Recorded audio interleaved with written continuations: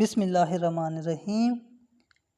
ہم نے آزمائشی پرچہ جات کا جو سلسلہ شروع کیا تھا اس کا 8واں حصہ آج ہمارے پاس موجود ہے۔ اگر آپ چینل پر نیو ہیں تو چینل کو سبسکرائب کر لیں اور بیل آئیکن کو پریس کر دیں تاکہ آنے والی ویڈیو آپ کو ملتی رہے۔ سوال نمبر 67۔ پریم چند کے پہلے افسانے کا عنوان کیا تھا؟ پریم چند کا پہلے افسانے کا جو عنوان تھا وہ تھا دنیا کا سب سے انمول رتن۔ اگلا سوال ہے، علامہ اقبال کے انگریزی خطبات کا اردو ترجمہ تشکیل جدید الہیات اسلامیہ کے نام سے کس نے کیا؟ یہ ترجمہ کیا تھا نذیر نیازی نے۔ اگلا سوال ہے، doctor Sarfaraz Khan Niazi wine of love کے نام سے کس اردو شاعر کی غزلیات کا انگریزی ترجمہ کیا؟ تو ڈاکٹر سرفراز خان نیازی نے وائن آف لو کے نام سے غالب کی غزلیات کا انگریزی میں ترجمہ کیا۔ سوال نمبر 70۔ عاقبت کی خبر خدا جانے اب تو آرام سے گزرتی ہے، یہ شعر کس کا ہے؟ یہ شعر ہے شاہ عالم ثانی کا۔ سوال نمبر 71۔ علامہ اقبال کی کون سی کتاب عالم افلاک کا روحانی سفر ہے؟ یہ ہے جاوید نامہ۔ شہاب کی سرگزشت کا مصنف کون ہے؟ اس کا مصنف ہے نیاز فتح پوری۔ اگلا سوال ہمارے پاس ہے، اردو کی پہلی کتاب اور اردو کی آخری کتاب کے مصنفین کون ہیں؟ اردو کی پہلی کتاب کے مصنف ہیں مولانا محمد حسین آزاد اور اردو کی آخری کتاب کے مصنف ہیں ابن انشا۔ اگلا سوال ہے، علامہ اقبال کے صاحبزادے جاوید اقبال نے کس نام سے اپنی آپ بیتی لکھی؟ یہ لکھی تھی اپنا گریباں چاک کے نام سے۔ سوال نمبر 75۔ اردو کا شعر ہے، نہ وہ عشق میں رہی گرمیاں، نہ وہ حسن میں رہی شوخیاں، نہ وہ غزنوی میں تڑپ رہی، نہ وہ خم ہے زلف ایاز میں۔ ایاز سلطان محمود غزنوی کا محبوب غلام تھا۔ ایاز کی قبر کہاں ہے؟ ایاز کی قبر لاہور میں ہے۔ اگلا سوال ہے، پت جھڑ میں مارے گئے لوگوں کے نام کس کا افسانہ ہے؟ تو یہ افسانہ ہے رشید امجد کا۔ اگلا سوال ہے، اردو کی بدنام ترین مثنوی کسے کہا جاتا ہے؟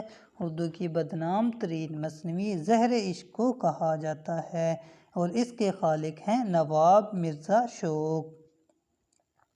اگلا سوال، بستی، تذکرہ، آگے سمندر ہے کس کے ناول ہیں؟ یہ تینوں ناول انتظار حسین کے ہیں۔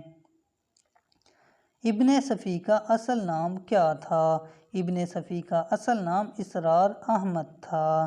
سوال نمبر 80۔ کتابِ چہرے کے نام سے خاکوں کا مجموعہ کس ادیب کی تحریر ہے؟ کتابِ چہرے کے نام سے خاکوں کا مجموعہ ضمیر جعفری کا ہے۔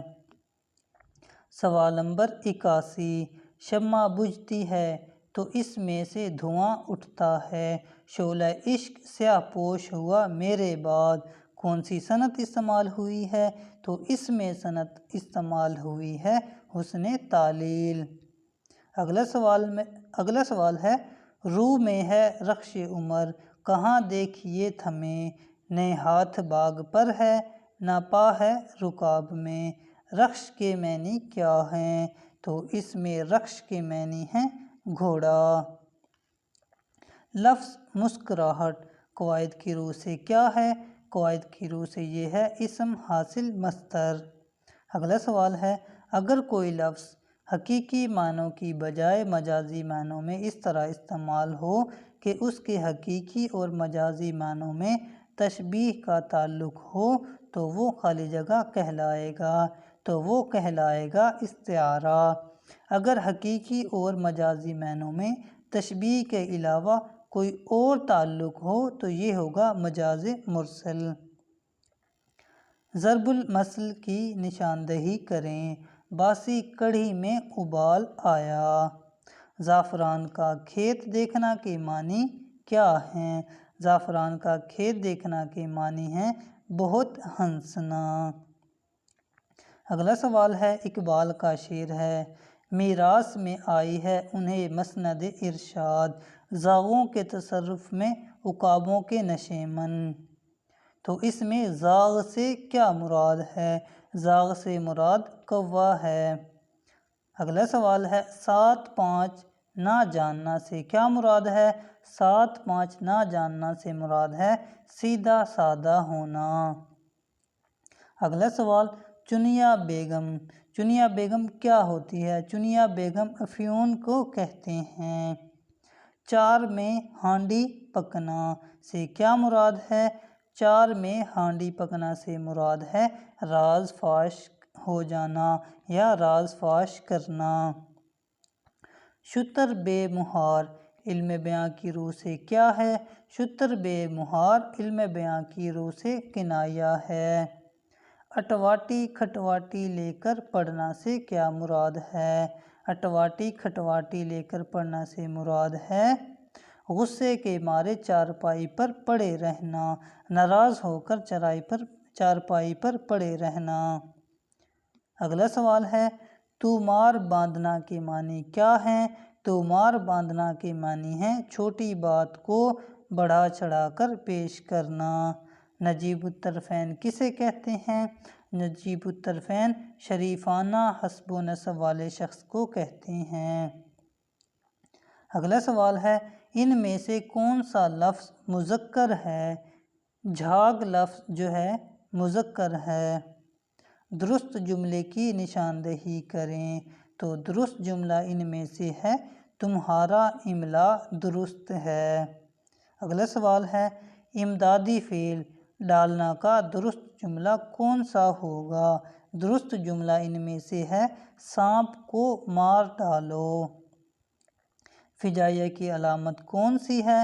تو فجائیہ کی علامت پہلی ہے، الف اور اس کے نیچے جو نقطہ لگا ہوا۔ فعل ماضی قریب کی نشاندہی کریں۔ فعل ماضی قریب میں ہے، وہ جا چکا ہے۔ آخری سوال ہمارے پاس ہے، حرف عطف کی مثال ہے۔ حرف عطف کی مثال ہے واو۔ حرف عطف کون سے ہوتے ہیں؟ حرف عطف وہ ہوتے ہیں جو 2 جملوں یا 2 اسموں کو آپس میں ملاتے ہیں، جیسے واو اور، بھی، پھر، نیز وغیرہ۔ یہ حروف عطف کی مثالیں ہیں۔ تو دعاؤں میں یاد رکھیے گا۔ اللہ حافظ۔